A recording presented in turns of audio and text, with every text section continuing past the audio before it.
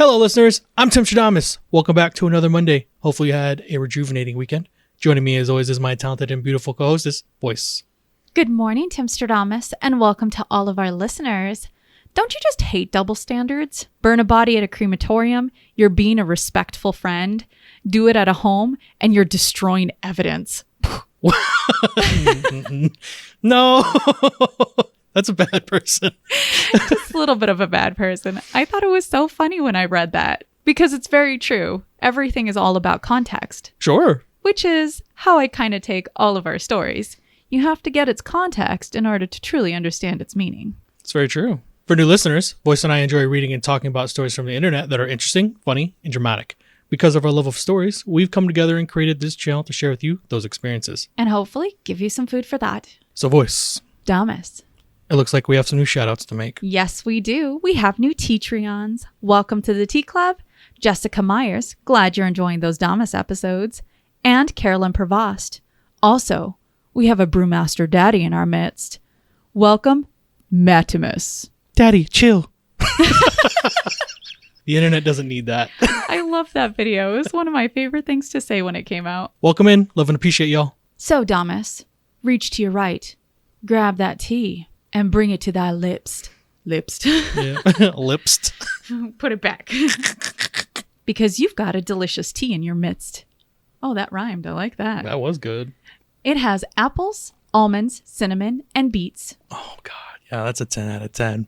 Yeah. Well, while you go ahead and enjoy your morning cup of brew, why don't we go ahead and delve into these stories? For any listeners wanting to follow along, all story links are in the description below. For our first story! Am I the a-hole for checking out of my relationship after my wife said she wished I had a bigger dick, but we don't always get what we want? My wife, 34 female, and I, 34 male, have been married for 8 years, and we have a 5-year-old son.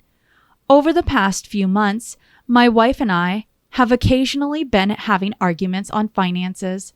The main argument we've been having is that I want to take our family out on a vacation to a different state, but my wife wants to save up so we can travel abroad next year. Last month, my wife and I were having an argument again about this, and I was telling her a vacation would be really good for our family and our son. We talked back and forth, and I could sense my wife was getting exasperated, but I stood my ground. I told her we could take a vacation now, and we could also go abroad next year. And my wife lost her cool and said that the finances made that impractical, and that she also wished I had a bigger dick, but in life we don't always get what we want. That stung me. I am aware I have an average-sized dick, but I've never had any complaints from anyone on it until now. And to hear it from my wife, it just numbed me. I then checked out of the conversation, and my wife instantly apologized after she said that. I told her it was okay, and then I went to sleep. From the next day on, however, I distanced myself from my wife and just focused on work and my son. My wife tried to initiate conversation and apologized multiple times, and I usually just ignore her or told her to let it go. I also started eating out as I did not want to eat my wife's dinner. My wife initiated sex one night and I told her to get off me. My birthday was a few days ago and I ignored my wife when she wished me or when she tried to kiss me. We didn't do anything for my birthday. And when my wife gave me a gift, which was packaged with also a handwritten letter, I told her to return it. I have no idea what was the gift or what was written in the letter, and I don't really care. I am at my limit now, and I know this is not healthy or sustainable, so I have seriously started considering divorce. But I also wanted to get an opinion from the people I trusted most in the world, my 2 siblings. My brother thinks I should at least consider marriage counseling first before proceeding with divorce, as he doesn't think this is worth jumping straight to divorce for. My sister has the opposite opinion, and she thinks I am still young and fit, and I have a long life ahead of me, and it would be very easy for me to get someone who's much more beautiful than my wife both on the exterior and the interior. Am I the a-hole for checking out of my relationship and considering divorce? What an interesting story to get us kicked off into Monday with. We have an OP that's getting, I guess, opinions from his siblings. Split opinions here. They couldn't be further apart from each other as far as what type of advice they're giving. I think at the end of the day, what it comes down to for me is, what does the relationship mean to you? Because I can't sit here and tell you whether or not you should be fighting for it or not. If it doesn't mean anything to you, if it's worth losing the relationship, I think they said they've been together for 8 years and they're in their 30s. Correct. 34. And they've got a child together. 5 years old. You have to quantify what that relationship and your family means to you. That comment, while it is harsh, it was said from a place of anger. You said it yourself. While you're in the middle of this, you can sense that your wife is exacerbated. If you understand that that's where you've taken someone in an argument or a conversation, at that point, normally what you should be doing is backing off, getting some time to cool down. Does it give your wife a pass for saying those things to you? No. You should never be aiming for someone's, in this case, very much an insecurity. To have it go so far as to basically force you in a place where you're isolating yourself from your family for, I don't know how long this has been going on, but it sounds like days after this event. That's pretty extreme to not be able to talk with each other. I wonder how many other things you guys do this with. But see, what's interesting is he says he knows this is unhealthy and unsustainable. So if you know that you're heading towards this collision where ultimately it ends in divorce and you're really just not caring, because what this all centered on to begin with was the finances. How long has this already been chipping away? How many microaggressions have happened in this relationship to get you to the point where maybe this seemed like a small little catalyst, but really, if you look at it, this was just the straw that broke the back. It sounds like to me, you've already, in your words, checked out. If this relationship is important, seek couples counseling. Is he asking if he's the a-hole? Because I don't know if this is an a-hole story. It sounds like he's just asking for an opinion on what he should do. It sounds like it's a combination between advice and asking if he's the a-hole for checking out after she did that comment. Okay. I guess it's a yes and a no. For me, anyway. No, you wouldn't be the a-hole in feeling what you felt in that moment. Apparently, that was a sore subject for you, and I'm certain your partner knew about that, and she went for the jugular on it. She immediately apologized, which means she knew. But you are the a-hole because you got to use your words. You're in a committed relationship at this point. If you're unwilling to hear it anymore, and you're just putting someone on ignore, that's not good for anyone in the house. Your 5-year-old feels that too. Did it get the objective done? Your birthday passed, and then you chose to have it in a very sad way. You're punishing yourself multiple times over. For me, I think you do and you don't suck. That's just where I'm at with this. So the consensus felt more not the a-hole. However, I will say there were a lot of rude Redditors that were essentially telling our OP to get over it, and I think that's a very bad way of looking at things, in my opinion. There are a lot of people who, when they're attacked by their partner, it feels as if they're blindsided, especially when they're being attacked by either their insecurities or through their self-esteem. I can understand why our OP is absolutely hurt about it. And to say that someone should get over that kind of hurt without communicating and talking it through with that partner, apologies might just feel superficial.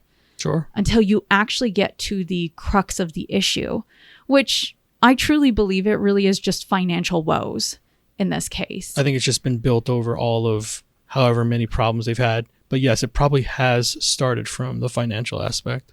I think if that's all you whittled this story down to was it was the size of his member, you're misunderstanding the betrayal that happened.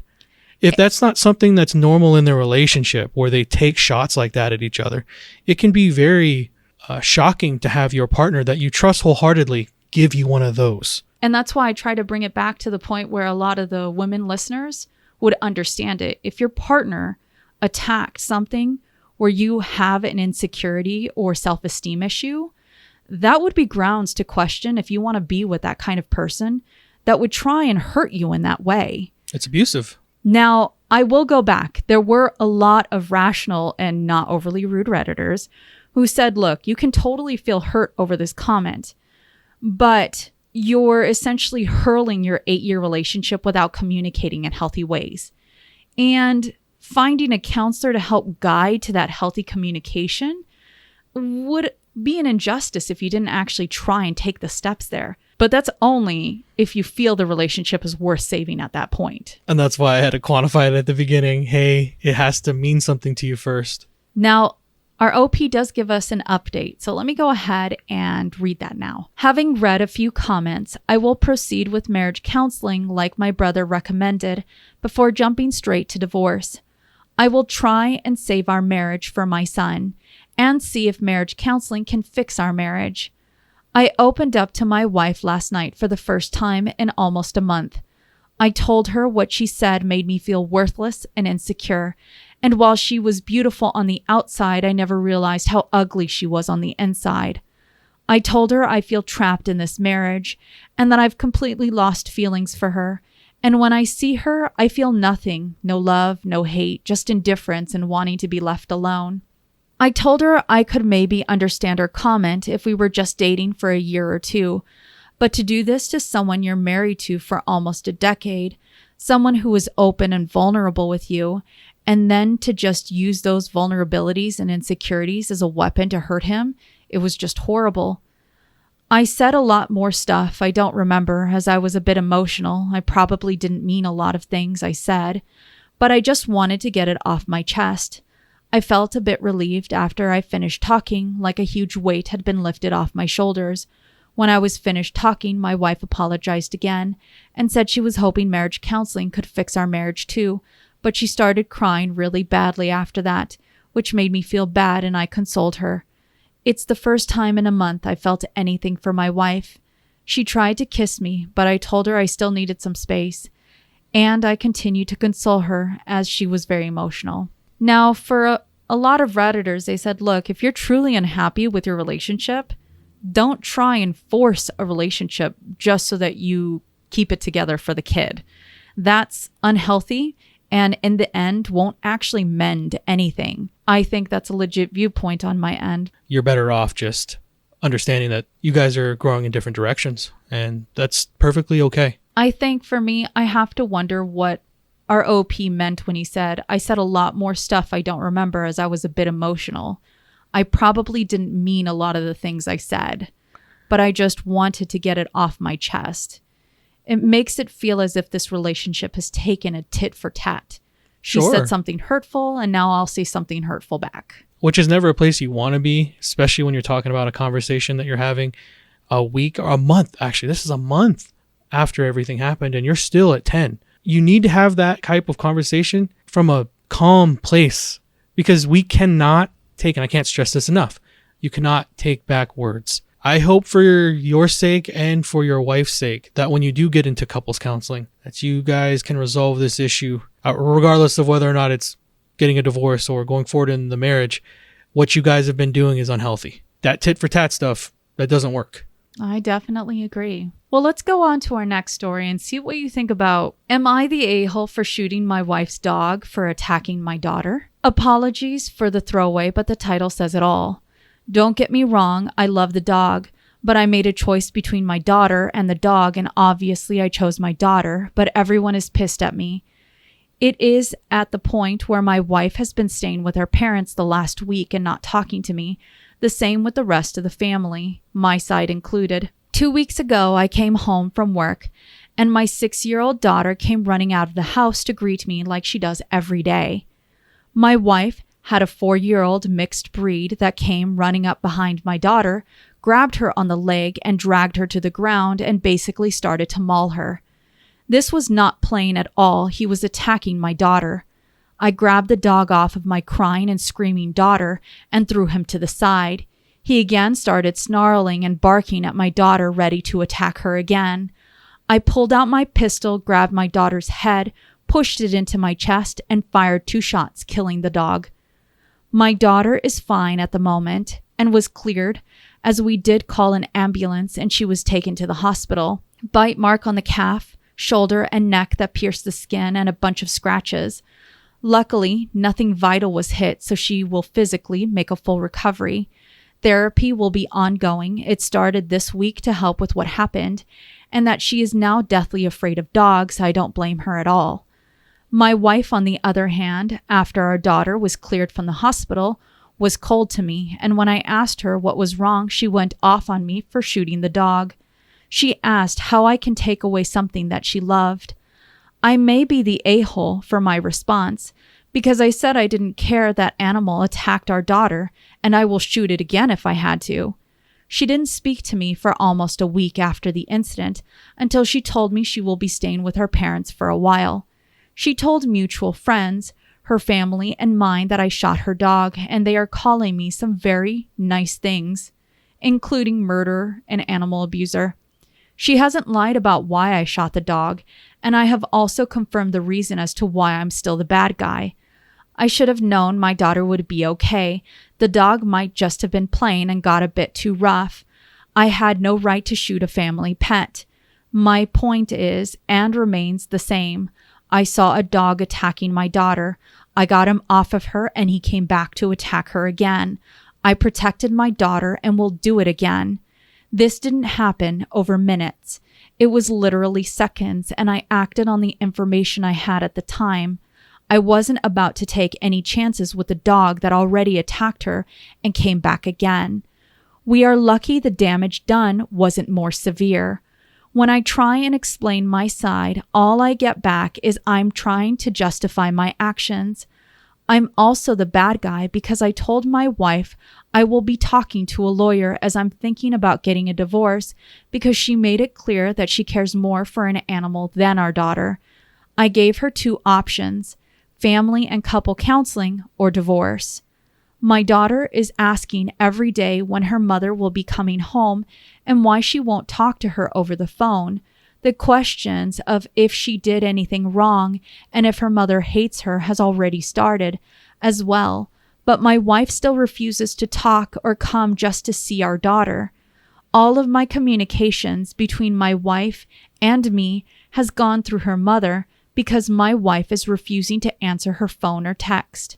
I have also told her that I will be going for full custody of our daughter if I go through with the divorce, because she is making it clear that our daughter doesn't actually matter to her. Still, no answer received from her, but all third parties calling me a monster for not seeing my wife's pain and going nuclear. But I can't get an answer about when I ask, what about our daughter's pain? Why isn't she here? Why is she ignoring her own daughter? Am I the a-hole? Edit. I read through my post and noticed I made my wife sound emotionless about our daughter when she got attacked. That isn't fair to her, as she was freaking out when she came running out of the house, seeing our daughter covered in blood. She was crying and kept asking if our daughter will be okay. Her behavior only started after our daughter was cleared from the hospital. Police was called as a firearm was discharged, but I was cleared and no charges will be filed against me for killing the dog, as I only did it to protect my daughter. I have cameras and that confirmed everything I told the police. If you are interested, it was 21 seconds from the dog attacking to me shooting. Am I the a-hole? Also, just to add, the breed of the dog was a Pit Bull German Shepherd mix. I don't think I've ever seen a Pit Bull German Shepherd mix before. Neither have I. All right, well, let's get into this story. A sombering one, to say the least. Definitely. I really don't have too much to say on it, just because you had every right to protect your family. I'm sorry that it came at the cost of a family member, because I am kind of like other people. I look at our little furry babies as our family. Our fur babies. That's not an easy decision to have made, but in that moment, in that split second, when you have to decide whether or not you're willing to let that dog come back for the second assault, and he made it. My question here is, the wife understands what happened. They even have a camera, so she was able to see that footage. There was no wrongdoing here. So if everything is above board, why is your wife now alienating you? And what's much worse here is your 6-year-old daughter. It feels like she's pinning the blame of the loss of her dog on her daughter. This is what this comes down to for me. You got to protect your family. And I don't care who it's from. The dog was coming back for a second attack. Your daughter was mauled. The fact that our OP's daughter had to have 48 stitches because of this attack, that's a 6-year-old. That's a very tiny body. 48 stitches is severe. The traumatization between getting attacked by an animal and being shunned by your mother from this incident, this whole situation is messed up. But let me go ahead and provide you with the consensus on Reddit. For Reddit, the consensus is our OP's not the a-hole. There were a lot of people who were sharing their stories on dog attacks and the seriousness of it, that OP had every right to protect his kid. Now, for me, I've read plenty of stories where there have been family pets who have attacked family members and killed them. Things like pet mental illness is a real thing. Dog dementia is something that I've been aware of. Animals can also be bipolar, and sometimes they get tripped up either by sounds or by just certain stimulation. I can't fault this father for wanting to protect his daughter. Well, let's walk away from the more serious topic and let's go on to something that's a little bit more just dramatic. I prefer just the drama. For our next story, am I the a-hole for replacing my maid of honor in my wedding because she refused to buy her dress? I'm getting married in September, and all of my bridesmaids and I went dress shopping a couple months ago. For some context, we're all in our mid-20s, employed, with no children. My wedding is out of town for my maid of honor and a couple other bridesmaids, but I'm getting a hotel room for all out-of-town bridesmaids for the wedding. I've known my maid of honor since 5th grade, and we were best friends all through school. I moved away for college and we drifted apart, but I'd see her every time I came home. The dress shopping trip was out of town, so I paid for the 2 hotel rooms while we were there, and I drove. My mom brought my maid of honor and a couple other bridesmaids since they still live in my hometown. For the dresses, my only requirement for them were that they had to be a specific blue color and no satin material. We spent the whole afternoon trying on dresses, and everyone found one they liked, including my maid of honor. I've been told she picked out a $350 dress when most of my other bridesmaids had dresses in the $100 to $150 range. The next day was spent relaxing at the pool, where my maid of honor began complaining to one of the other bridesmaids about having to pay for her dress, saying it was my wedding and if I wanted a specific dress for them to wear, I should pay for it, and that I didn't pay for the bridesmaid's dress when I was in her wedding. She got married at 18 and we wore old prom dresses we already had. My bridesmaid told her I was being pretty reasonable with my request and that she can get any dress she wanted in her budget. Maid of honor disagreed, and the bridesmaid shrugged her off but told me about it later. A month later, my maid of honor called me and asked me to buy her dress for her. I told her it wouldn't be fair if I bought her dress and no one else's, and I couldn't afford to buy everyone's dress. She said she is the maid of honor and that everyone would understand it was a privilege she got. I disagreed, and our argument got a little heated. It ended with me saying if she could not get the dress, she couldn't be in the wedding, and I wasn't budging on this. She hung up on me. Her mom has since called me saying I'm being very rude for not doing this one thing for her so she can be there on my big day, and that I don't understand what it's like to not have money for things. I told her I have struggled before too and understand, but said I'm not paying for the dress because it won't be fair to all the other bridesmaids.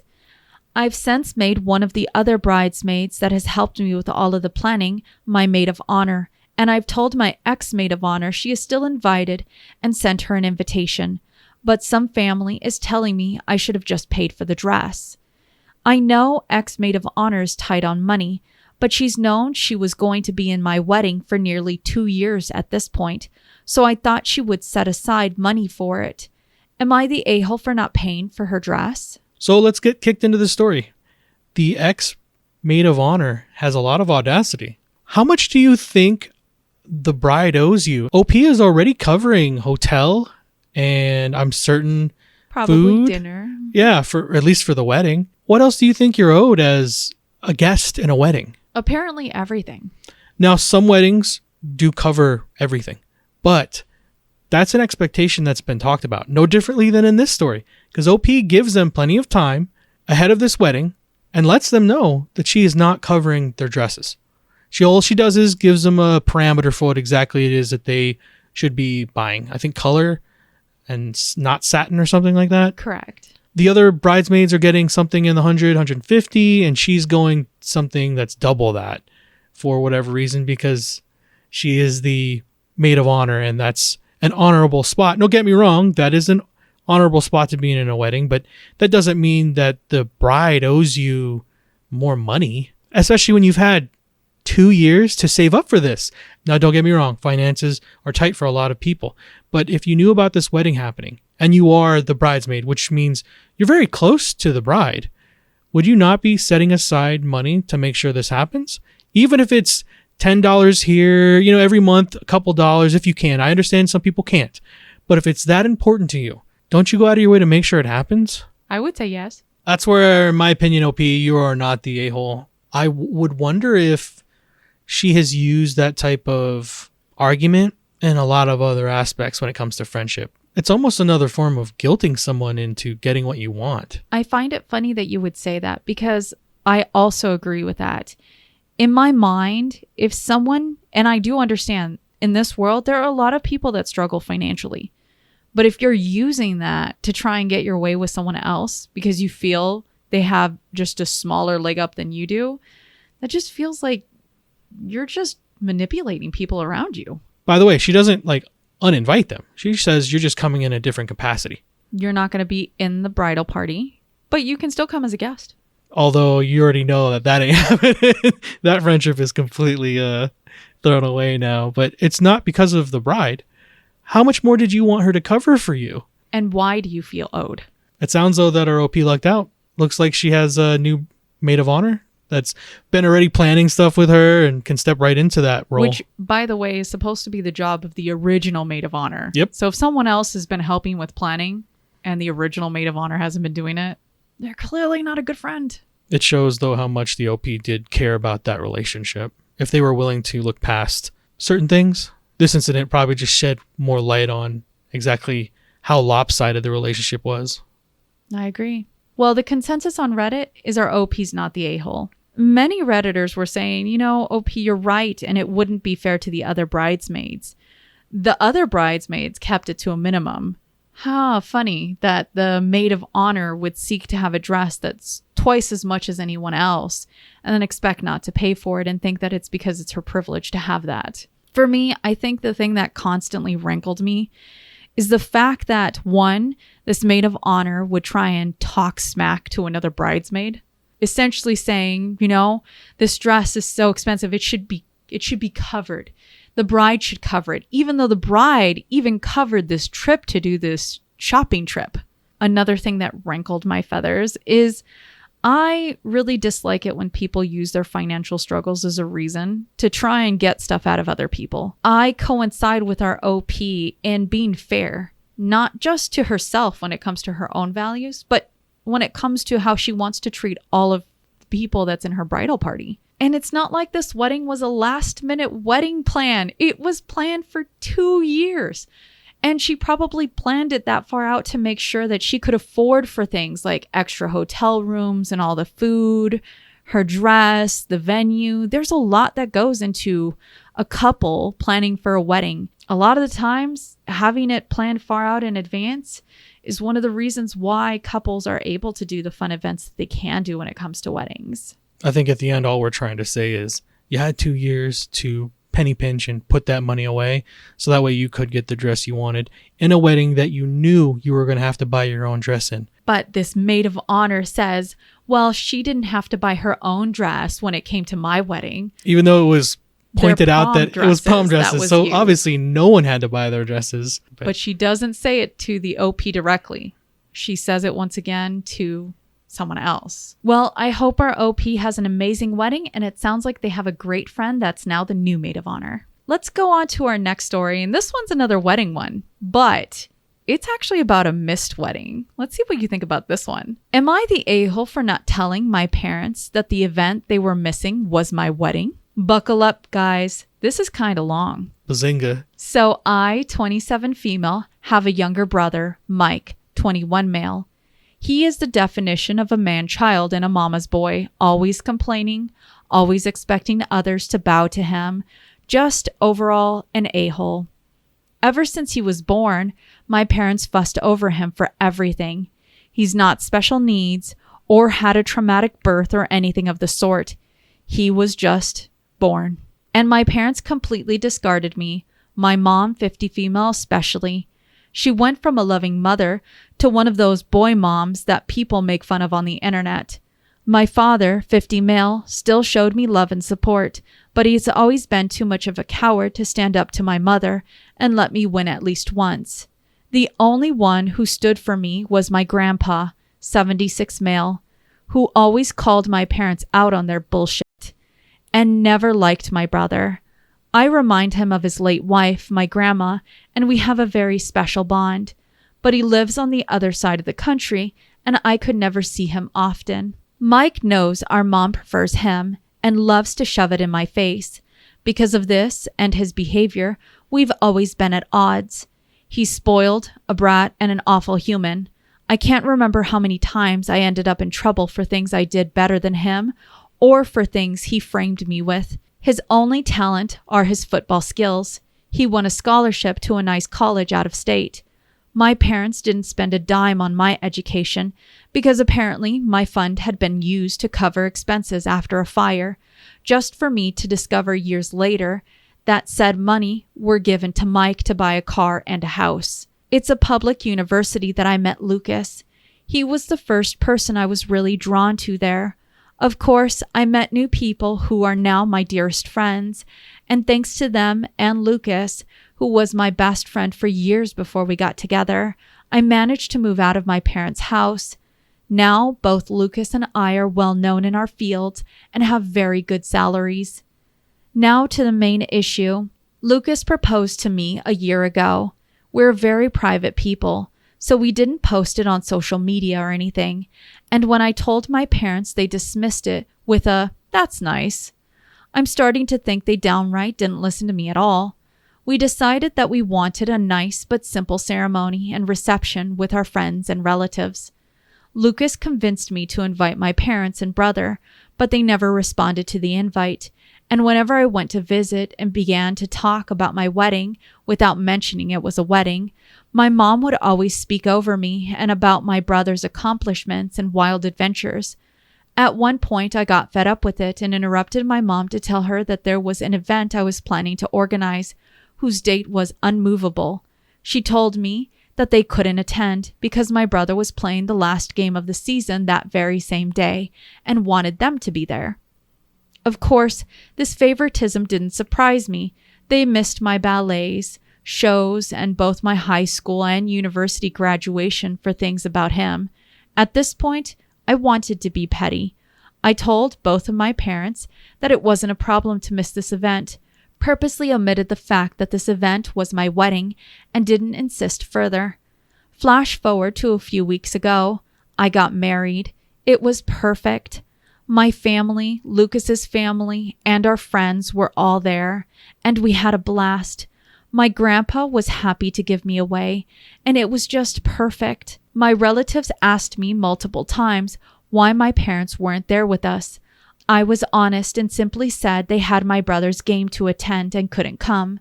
They gave me a few looks, and my grandpa was visibly angry for a while, but otherwise nothing strange happened.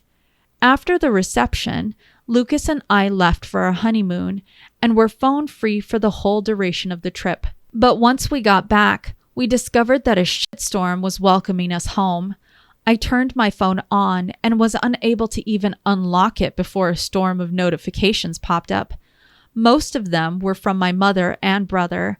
Mike called me all sorts of nasty names and insulted me because apparently one of my paternal aunts posted the photos of the wedding on Facebook and captioned it with a very obvious dig at my parents, especially my mom, for missing the wedding. The post apparently went viral in my parents' community, and they've been publicly shamed for their mistreatment of me. It also turns out that my grandpa personally visited my parents to go on a tirade to shame my father, his son, to the point of tears.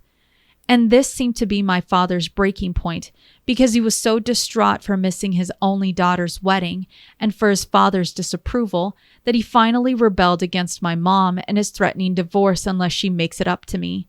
I think that's the reason why my mom has been spamming my phone with messages, at first insulting and threatening, and then downright pitiful, full of begging and pity parties. Now I'm at home with my husband, deciding how to approach the situation.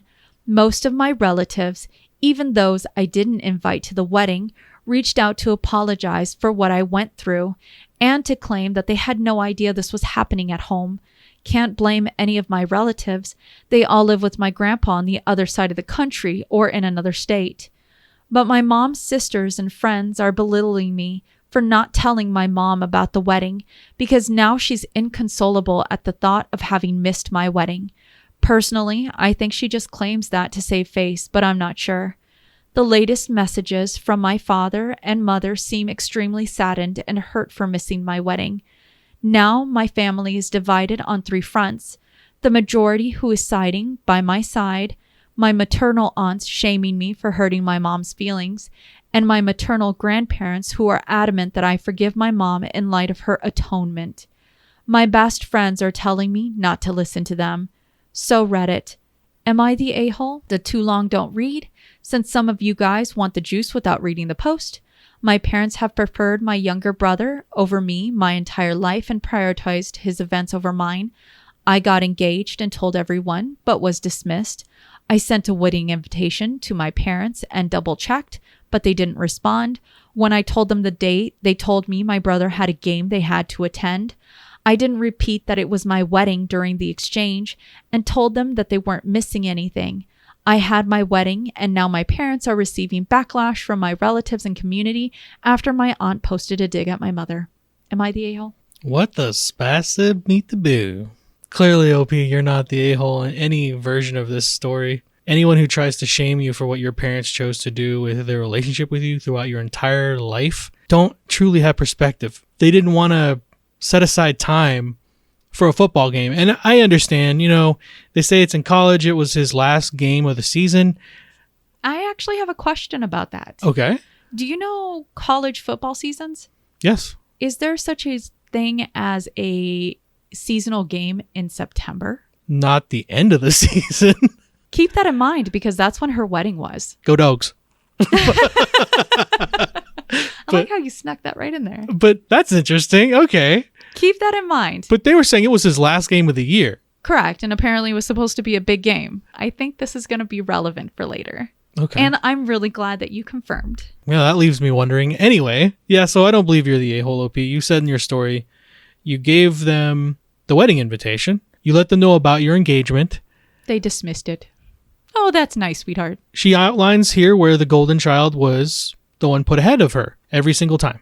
The only one in the fam that really cared, and you could see it through their actions, was Grandpa. Love you, Grandpa. And he put everyone in the family to task. Sometimes we do have to face our own music. I'm sorry for how everything played out, but at the end of the day, it sounds like you're happy. You found your husband.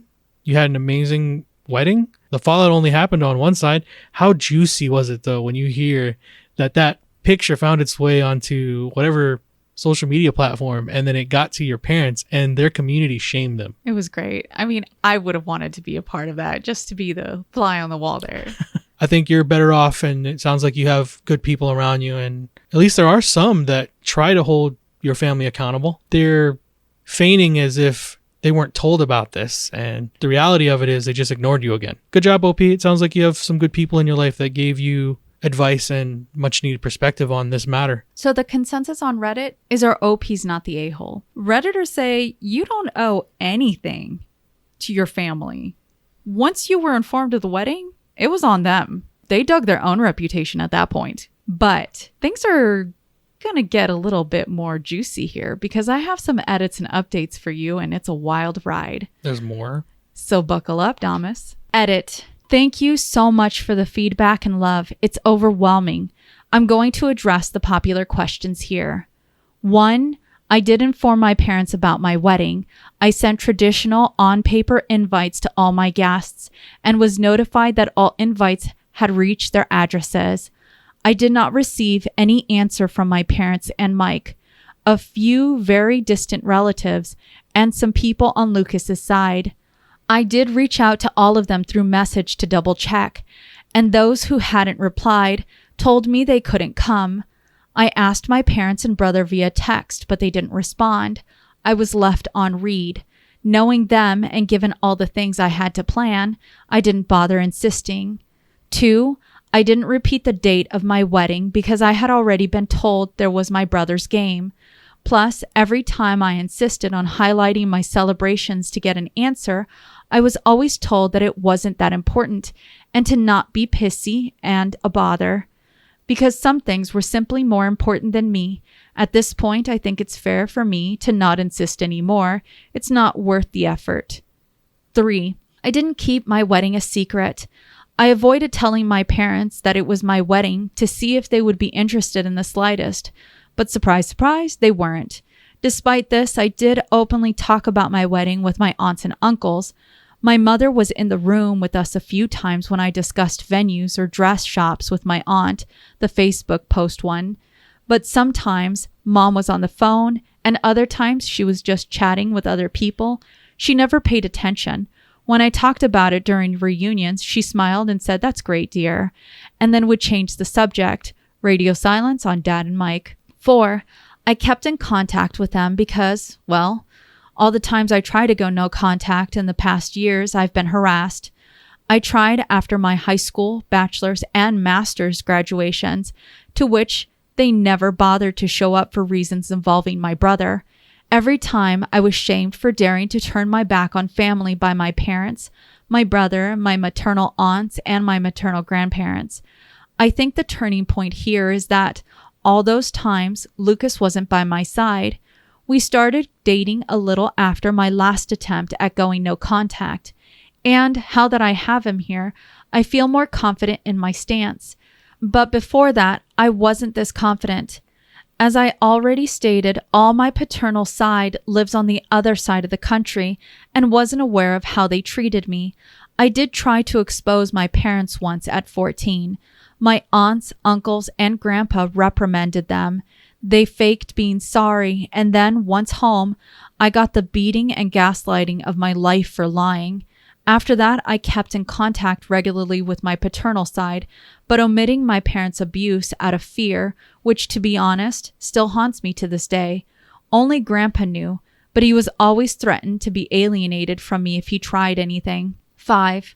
My parents and I are not from the same city. I live in a city an hour drive from my parents' small town, and they don't know my new address because once my brother tried to break in my apartment to steal some cash, and my mother backed him up, claiming that siblings share their goods. Now I moved, and I'll be sure not to tell them where I live. 6. My parents didn't buy my brother a car and a house before he even started high school. They bought him a car on his 16th birthday and a house near his college when he began freshman year. They didn't spend the money of my fund right away. They just lied to me to use it later for my brother, keeping it stored for later in the meantime. Edit 2. Update is posted. Are you ready for this update, Thomas? Hit me. First of all, I want to thank all of those who were interested in my story and those who wished me and my husband a happy life. I am beyond grateful for your reassuring messages and your love and feedback. The response was overwhelming and beyond what I ever thought it could be. I love you all so much. To those who believed my story was fake, I want to say that I'm happy your family life is better than mine, to the point of thinking my reality is a fantasy. But I'd appreciate it if you stopped harassing me in direct message, claiming that I'm writing a fake story for attention. If I've missed a few details in my OG post, it's because I was overwhelmed and crying my eyes out because of my family's harassment. You are not forced to read my story or think it's true, but I think keeping the smallest amount of decency would be nice. Oh, and before diving in the update, let me clarify a few things. Number 1, yes, the wedding invitation specifically stated it was a wedding, no excuses. 2, my maternal side of the family didn't come to the wedding. I'm sorry I didn't make that clear in the OG post. Most of them were busy and others just gave me excuses to send a gift, but not come. That's it. Don't ask me why they didn't discuss the wedding with my mom. It's not like I live in their brain. 3, my mother's atonement is the fact that she apologized via text. Now on to the update. Things have been a little crazy this past week. I got off of Reddit for a couple days to gather my thoughts. Then I had a lengthy conversation with Lucas about how to proceed. He's been my rock, and I don't think I could ever love him more than I already do. My parents were always a taboo topic. but he hit me with a brutal reality check that I absolutely needed. We reached the conclusion that the fact that I keep in contact all this time, stuck around and couldn't go no contact, isn't healthy. I've realized that the reason I never fully went no contact was that deep down I just wanted their approval, even now for once. Pathetic, I know, but it's like a drug being with my parents. They can be loving, funny, caring, and warm until they're not. The little love they give makes you crave for more, and you want their approval so badly you destroy yourself. But that's enough. I promised myself that things are going to change. I've thought about it and decided to start therapy and to go no contact with all those who made an issue about this situation for good this time. After the days dedicated on reflecting on how I feel, I ended up messaging my father to tell him that if he wanted to talk, I would meet him, Mom, and Mike in a neutral location the following day. He immediately replied and agreed, and we met at the park. My father's sisters and brother accompanied us for damage control. My father looked distraught and as if he had been crying for a while. My mom looked the same, but I think it was more out of anger and embarrassment. My brother looked annoyed. I told the three of them about how their behavior and preference in regards of my brother always hurt me, and that their abusive behavior made me realize that I didn't want contact with any of them again after that meeting. My mother tried to cut me off multiple times, but my aunt, the one who posted on Facebook, shut her up every single time. When I asked them why they would treat me this way, they didn't know what to say. My father kept crying and apologizing without giving me an answer, and my uncle reprimanded him for it. My mother seemed as if she was asking herself that for the first time, but well, in the end, she just said that she simply disliked me. Plain and simple. And my brother? He just liked the attention and making me miserable as some kind of sport. I went on with my questions. When I asked why they never responded to my invite, they claimed to have never received one. I showed them the texts, and they denied receiving them, and well, it turns out that they hadn't in fact received my wedding invitation. When it arrived at their house, they weren't there. The only one in the house was my brother, who had come visiting for the weekend. He saw the invitation and, as many of you guessed, ripped it up and trashed it. And then when I texted my parents, he deleted the messages. Wasn't hard to do, according to him. They kept my chat archived and didn't get the notification. So my parents never actually got a formal invitation. I was just distraught. I asked Mike why he would do that, and he just shrugged and claimed that it wasn't as important as the stuff that they had in the program anyway. I had to stop Lucas from punching him in the face. Strangely enough, my parents were upset and started reprimanding him. He actually began to throw a tantrum and cry crocodile tears, and I must admit that I was kind of satisfied. But then my mom claimed that all was resolved. There was no need to fuss over a misunderstanding, and it was time for me to clear their name. That set me off, and I interrupted her, telling her that they weren't forgiven at all. That just because Mike trashed the invite, it didn't mean it automatically canceled all of their neglect out. Plus, all that time, it was still very obvious that I was having a wedding, and they should have asked about it. You want to know my mother's response? She said something along the lines of, I did hear you talking about a wedding of yours, but I just thought you were being delusional and seeking my attention with exaggerated scenarios. She was convinced Lucas didn't actually like me, nor would ever marry me.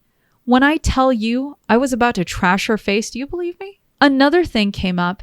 It turns out that my brother didn't have a football game to go to at all. My parents used the fact that my husband, friends, and I know little to nothing about football. We prefer soccer.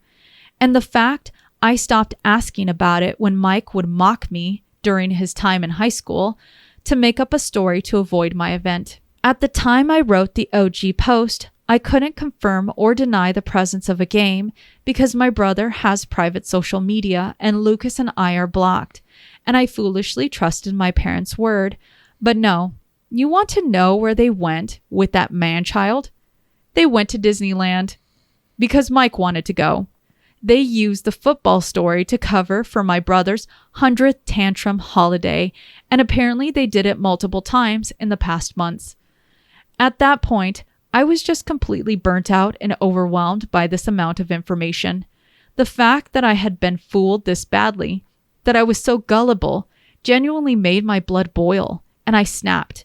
I stood up and told my father he was a sad, weak man unable to stand up for his kids unless his wife approved of it. I told my brother he was a little dipshit, a poor excuse of a man that will not accomplish anything in his life, and that he'll always live like the leech he is, baby to the point of uselessness. And to my mom, I told her that she was the worst narcissist, pathetic little woman on the earth, and she didn't even deserve to be addressed and judged for her irrelevance, and that not even God could help her out because she was just too rotten. Harsh, I know. My mother shot up from her seat to scream at me halfway through my rant, but I was just too mad. I shouted at her to shut the fuck up and sit down and listen for once. She got so mad it felt like steam was coming out of her ears. I don't remember much after that, just that I kept talking and talking. It felt as if all my anger and hurt just flooded out. At one point, I'm pretty sure the whole park was silent. I spat at my parents and Mike that I was disowning them all, and that if they're smart, they'll think before reaching out again. I took my purse and left with Lucas, Anna, and Francis, leaving my parents and brother at my aunt's and uncle's mercy. I think at some point the reality of what I had just learned and said finally hit me because I ended up having a panic attack on the way home. Lucas was driving, so Anna helped me through it until we stopped in a parking lot to calm me down. I am beyond grateful for their help.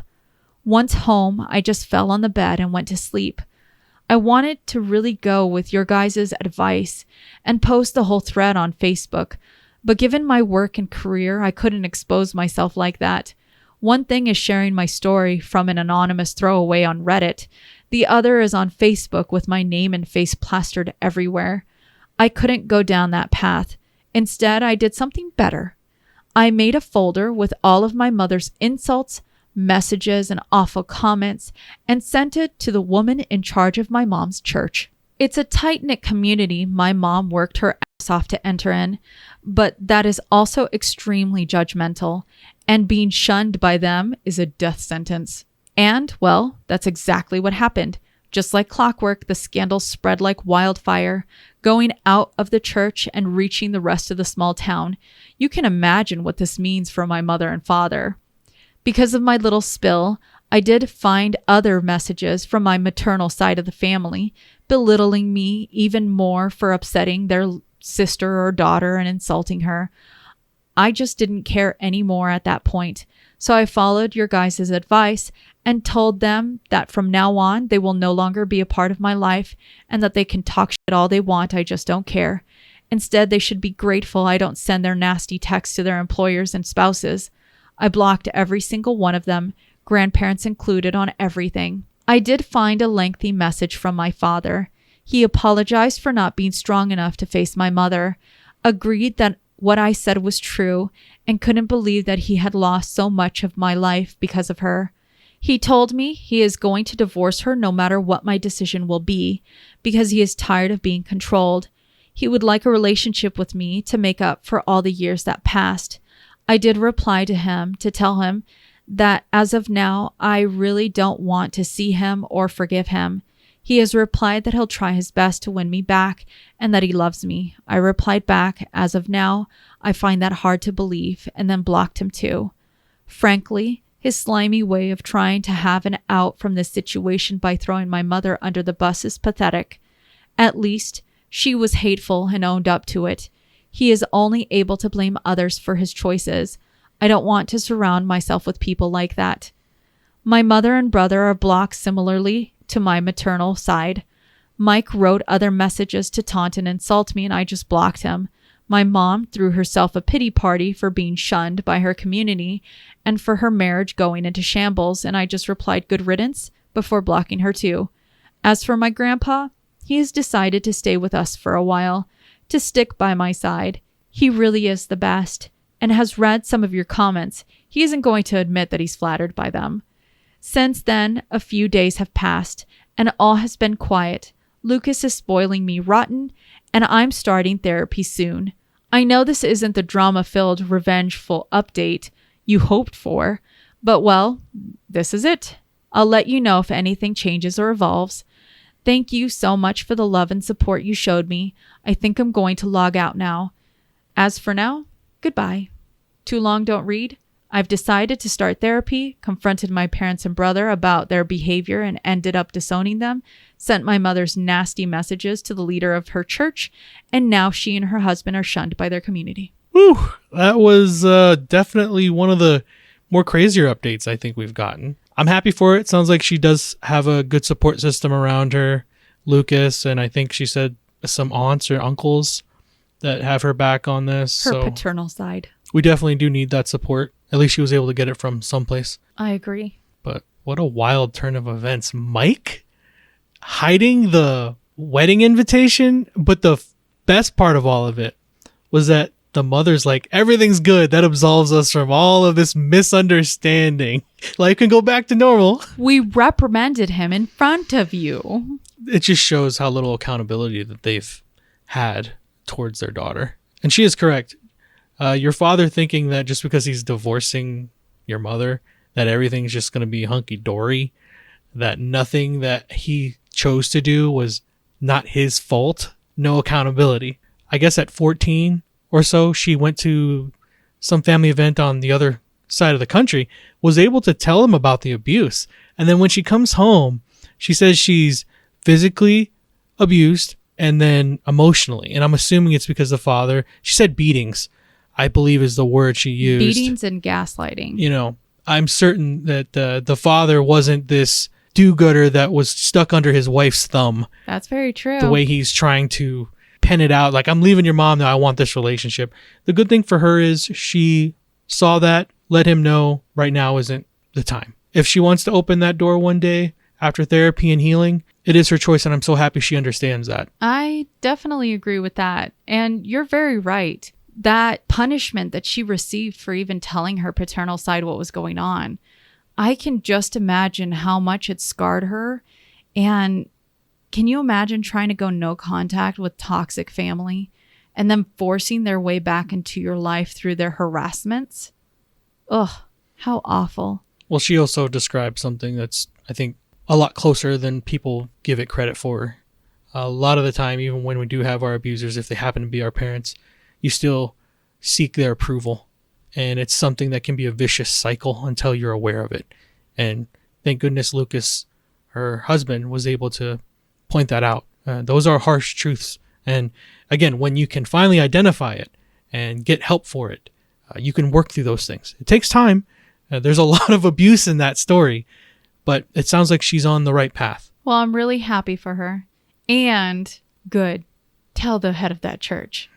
Yeah, she does a little bit of her own mischievous stuff, but she was straight up, though. I have to admit, she's all like, I can't just post all that happened on Facebook. It's got my face. It's got my career. Sure. There's something different about being anonymous on the internet and being able to share this stuff and putting out your whole life on there and losing that anonymity. But she's all like, but I'll do this one up thing. This one thing. I smite you. The thing that I find crazy is that her brother, when she was living on her own, had broken into her house to take cash and stuff. And her mother tried to excuse it? Yeah. Excuse me? Siblings share everything. No, they don't. Not you like stay that. out of my home. This is my home. Ugh, that is so disgusting. And you see why I brought up football?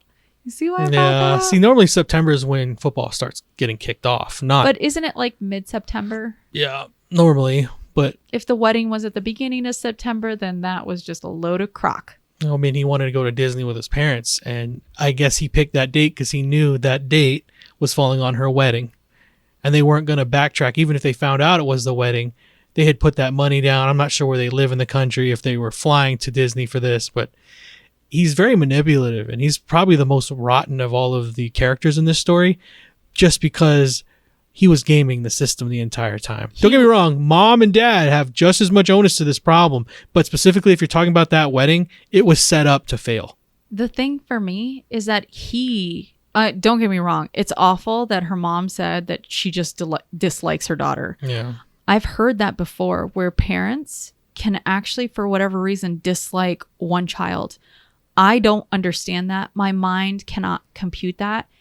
I can understand disliking certain actions or choices that someone makes, but not disliking your child as a whole. But for them to still be a child, you get another child and then you instantly push one to the side because you have another favorite.